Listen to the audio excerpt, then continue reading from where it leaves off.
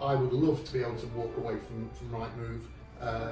If you'd asked me that question 12 months ago, I'd have said yes. And Facebook is undoubtedly the way forward for us now, and I think the Federation will establish itself as one of the leading bodies in agency over the next 12-18 months. One thing I think is fair to say in the last 10 years, probably since you've been in this office, we've seen a lot of change in agency with the online challenges, should we say, coming along, different models coming along, pressure on fees, transaction levels maybe almost halving as well. So how have you adopted to those changes, or have you seen those changes as well, being so established, and how have you had to adapt around them? But yeah, I mean, very much so. I mean, there's always been challenges, Graham, in the industry, no matter, going back before that. But yeah, I think the pace of change over the last 10 years has been absolutely massive. We have seen the advent of online agents coming and challenging, obviously, what high street agency has always done. To a certain extent, they've disrupted the market. Perhaps haven't made the inroads that they thought they might. But it has made us all look at what we do and obviously challenge ourselves, I suppose, and adapt and change the way we do business. I mean, we've become a lot more automated than we probably were 5 years ago. And so what I've noticed since I had the online business and subsequently exited that business was that the talent in agency seems to have dried out a little bit. So back in the day when the market was tough, you always find that the more skilled negotiators and valuers are so valuable to your business. And when the market's easy, you end up slipping into the sort of the net of employing anybody that can pick the phone up and just get you through that busy period.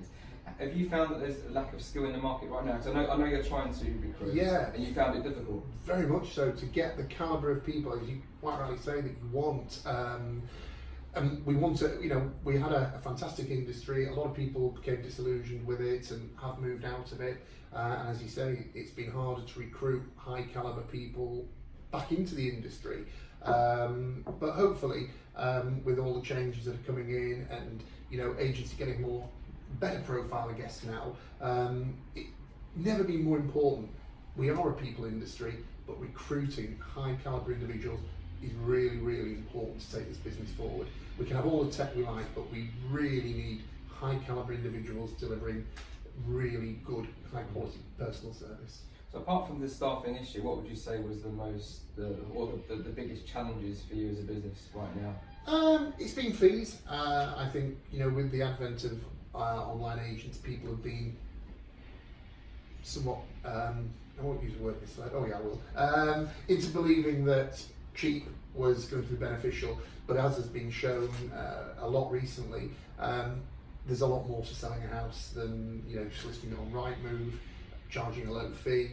As things have got tougher, you needed the skilled people, you need people you can negotiate deals, bring together, sales when they look like they're falling apart. There's a lot to be said for that, and it has been proven, as statistics have shown, that high street agents are actually achieving higher prices for their clients. So it's a bit of false economy, the low fees. But I think, looking at how things are at the moment, online agents have a bit of a tough time at the moment, that maybe the public are just stopping, having a think, and looking at, are we actually better off using a online low-cost agent, or are we going to get more from a high street agent? Do you think you've learned how to sell against the online model? Do you think that took some time to get used to how to beat it? Because it seems to me a lot of agents, they were a bit startled by it and they were trying to match fees. That's the way they thought they could beat it, which was a mistake and still is, in my opinion.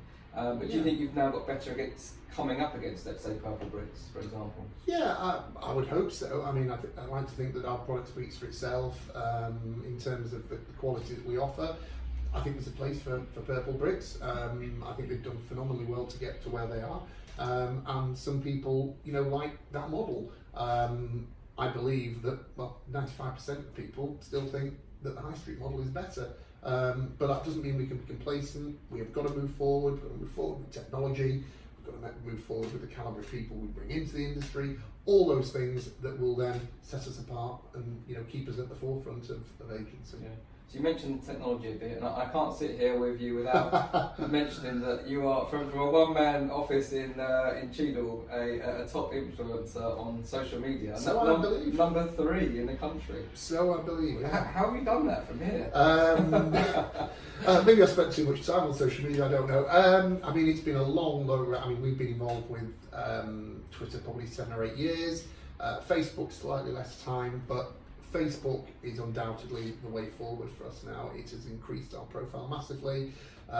We're able to target the audiences that we want, and we've built up quite a substantial following. I'm constantly amazed when people tell us that we're the 3rd highest profile estate agency in the UK on social media. I mean, that's quite an achievement for a small business. Very, very proud. But it has brought us business. You know, people might say, it's an indulgence, social media, what do you get from it? We have had a lot of business from it. The highest priced house we ever sold came directly through Twitter. So, you know, it works. It does work.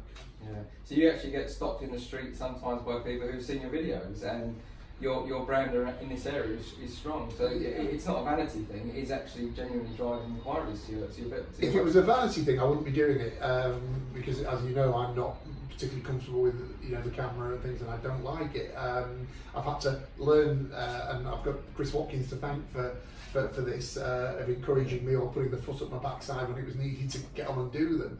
You're now doing 3 cameras at once. Wow. A new record?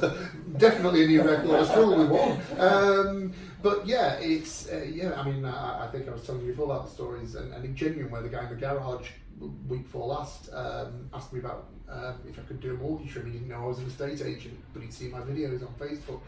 I went for a blood test, and the nurse said the same. She said, I keep seeing your videos on Facebook. So, you know, the profile of a very small business has gone up massively, and it really has helped, I'm sure, because our valuation numbers have gone up massively this year. Our listings have gone up considerably this year on last year. So, albeit a slow burner, it's really starting to take effect now, definitely. And do you think that has a knock-on effect to the fees that you can charge, because you're an established brand, you know, been here a long time, you're an experienced person, you're doing the Facebook and Twitter thing, and you're putting videos out there and good content?